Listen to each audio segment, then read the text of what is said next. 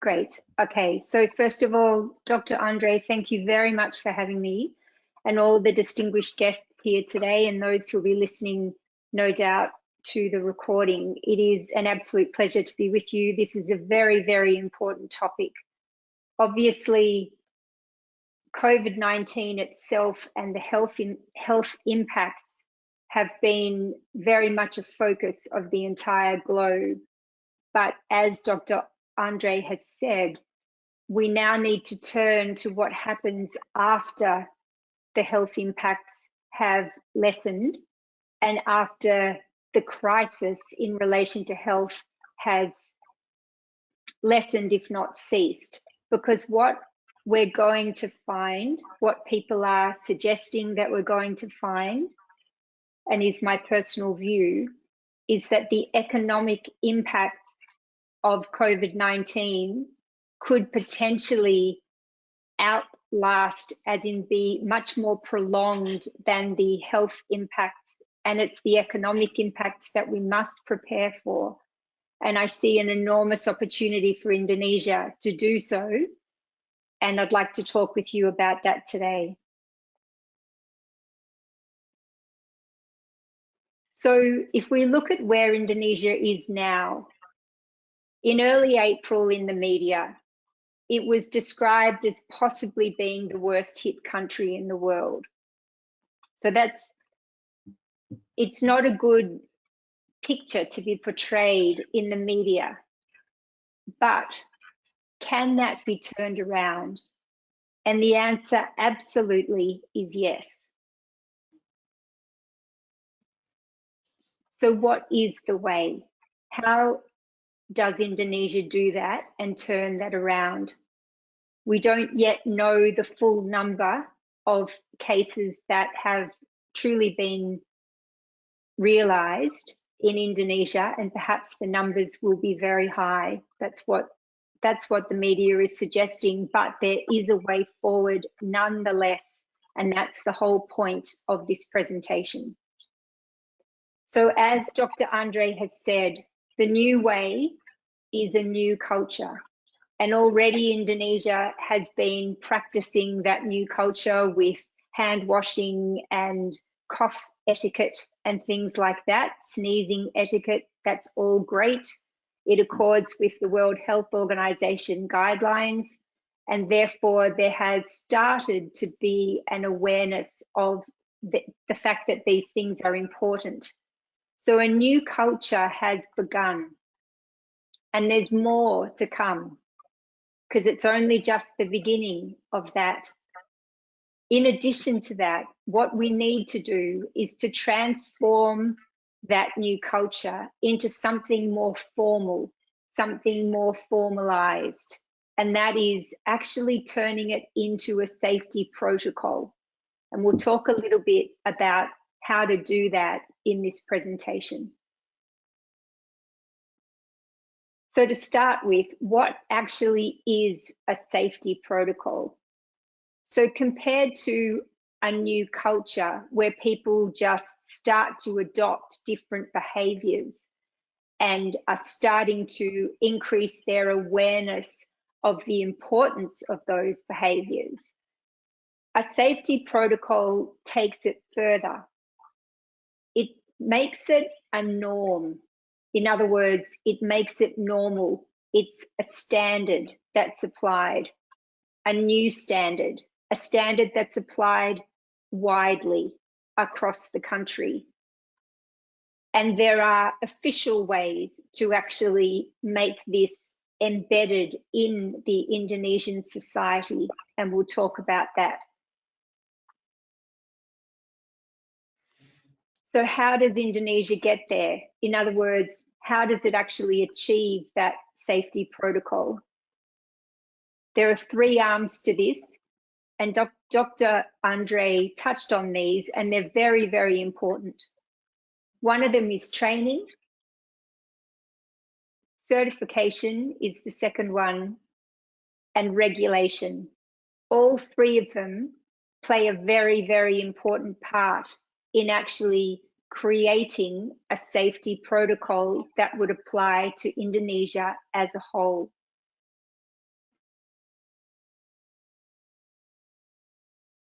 So let's take a look at the first one of these, which is training.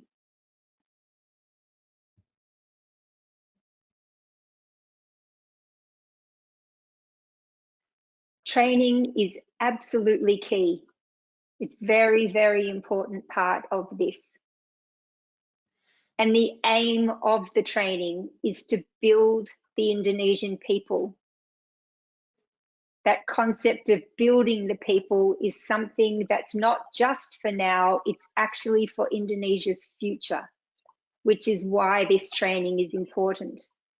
So we can start to look with all of this, not at the devastating impacts of COVID-19, as horrible as they are, and the number of people that have been affected all across the world, Indonesia included, and every other country. But we can start to look beyond that at what can be done to build for the future.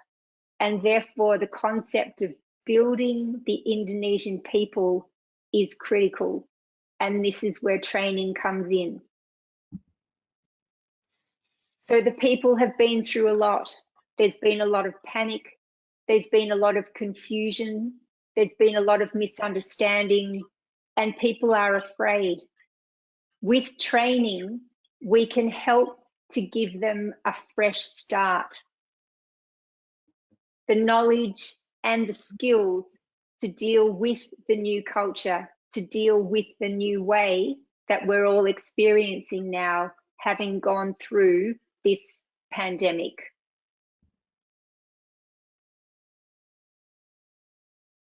So what's the point of that then? What am I talking about when I say that training's important? What will it actually do? It will help to extinguish fear. This is extremely important in Indonesia getting back on its feet. It will help to build confidence, confidence in consumers, confidence in workers, and confidence in people outside Indonesia in Indonesia's ability to cope going forward.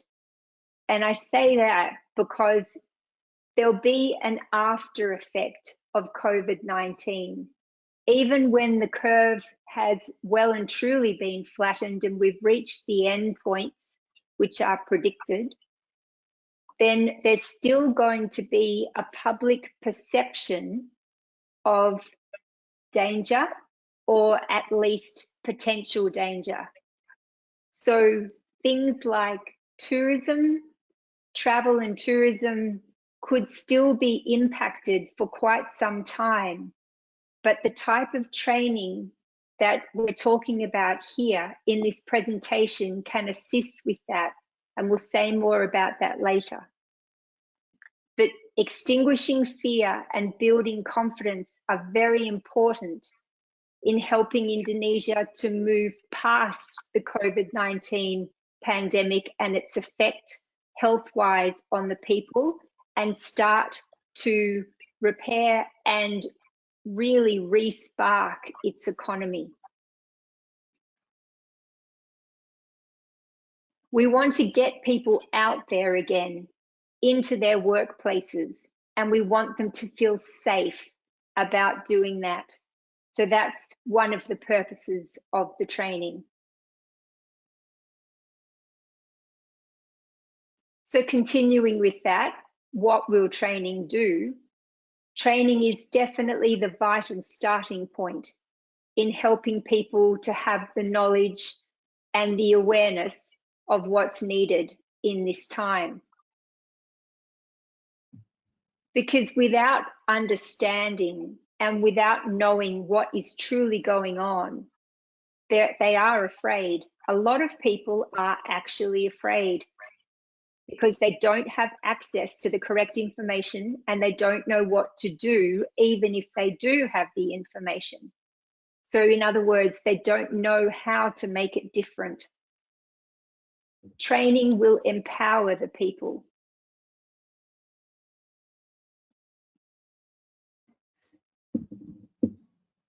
So what we're offering then is use it, in other words, use training to build Indonesia's people.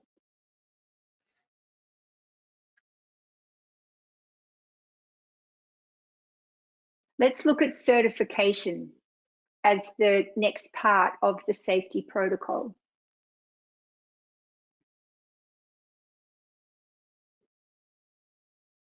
The concept of certification is an endorsement or a certification. I'm sure you all know what that means, but an official endorsement of the training. If there are leading bodies in Indonesia that can endorse and certify the training, then this gives Indonesian credibility to the program. And it's seen as something that is being done in Indonesia for Indonesians, even with outside help such as from us.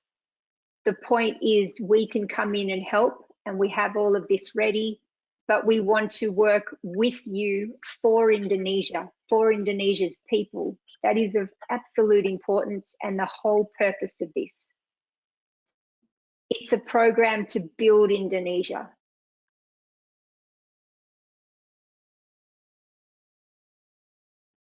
There are many that could get behind the protocol. And so very gracefully, it's recommended that perhaps each of these very esteemed bodies in Indonesia may choose to endorse the program. Perhaps Kadin, Aptizi, the many, many esteemed universities across Indonesia and major corporates. If there is a joint ownership in the program by leading Indonesian bodies, then this shows a commitment from Indonesian leaders in many different areas to the rebuilding and the building of the people.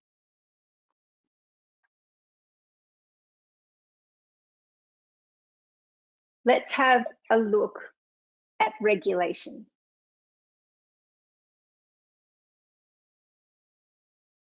So regulation is when government comes in. If government endorses the training and regulates it as being required, then this will influence the uptake of the training and help it to be widespread. And if the aim is to build the people, then it must be widespread, because educating just a few is not going to make the difference that we're looking for here in adopting a true safety protocol.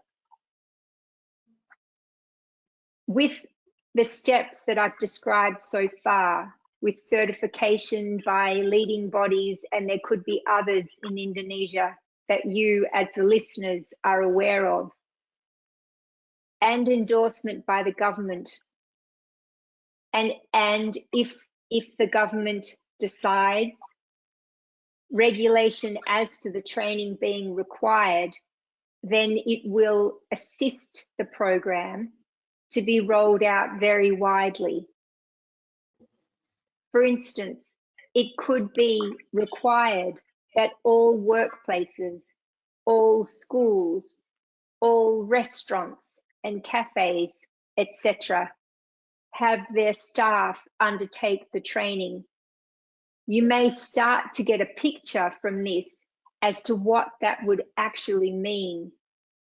If there was training, for instance, in hygiene and infection control, and it was undertaken that widely across the country, then the remarkable thing that would occur would be that standards would lift.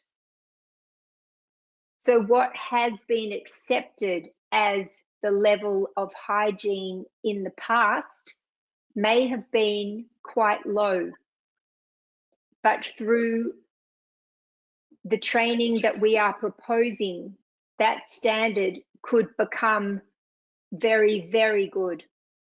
And it's that standard that helps substantiate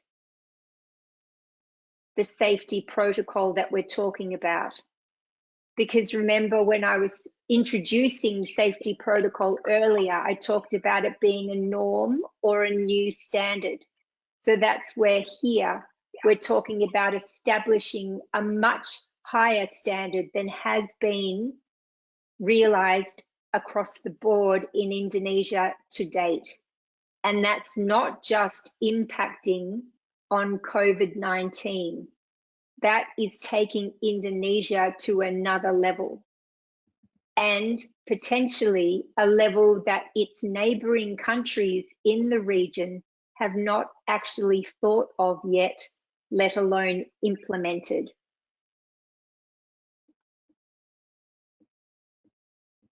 So we've started to talk about the impact of all of this, but let's look further.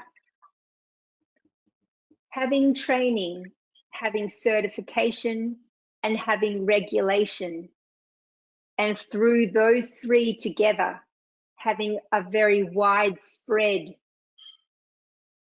uptake of the knowledge and the skills in relation to hygiene and infection control will build confidence. It will build confidence because people will know that they know what to do. They will know what these new standards are, and they will know how to apply them. And that builds trust because people know that there is widespread training across every sector, across the country. It makes people feel confident that they can get out there in society again and get those cogs or the wheels of industry turning. A restart to the economy, but a building of the economy on a stronger foundation than has ever been there before. Because it's restarting or building the economy from properly trained knowledge and skills.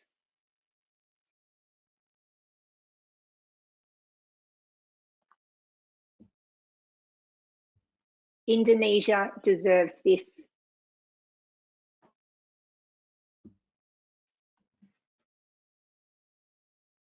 So Indonesia and COVID-19. There has been a huge health impact that's global, and we know that Indonesia has been badly hit. But that is why we are having this conversation, because the real sting is in the tail.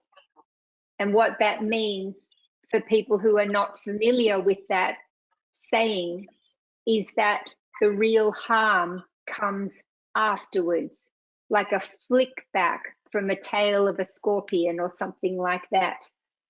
The real harm comes after the health impact. And we're already starting to see it with the economic impact of the shutdowns, which have, of course, had to occur. But our job now as a global community and for each country is to do its very best to minimize that tail, to minimize that flow-on effect, because the real impact is on the economy. And that's where we must now turn as responsible citizens to help that impact to be as minimal as possible. So what is next for Indonesia? What we're proposing here is that Indonesia prepare for what is next in a sensible and widespread way. Focus on building and don't let the economic effects be protracted. In other words, don't let the economic effects just take over and be long lasting.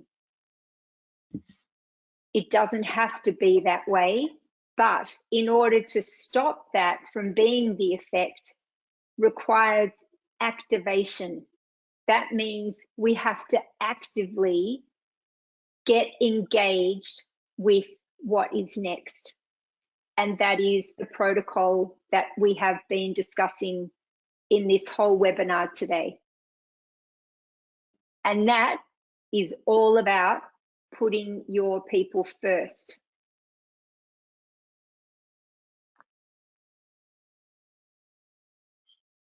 So Indonesia has made it very clear that it wants to be a leader in the region and a leader in the world. That is absolutely great, and it is what Indonesia deserves. Indonesia is a big presence. Your population is huge. The capacity of your people is huge. There is a lot of expertise and a lot of very committed and willing people in your country. And I have every faith that Indonesia can be the leader that it wants to be.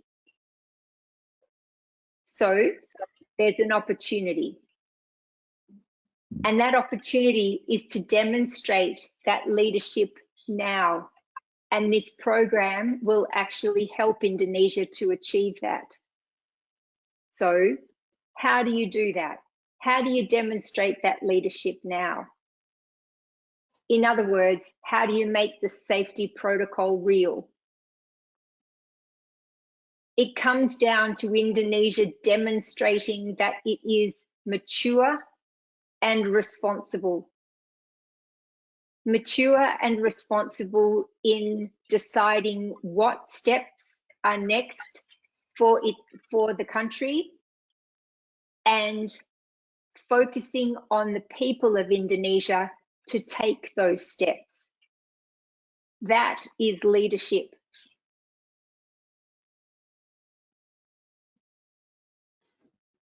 It's not about sitting back or waiting for it all to go away. There's been too much that's been instigated by this pandemic with potentially huge ramifications, and we cannot wait for it to simply disappear, because the potential economic impact of COVID-19 is far greater than the health impact itself. And that is not discounting the health impact, which is of course, absolutely devastating.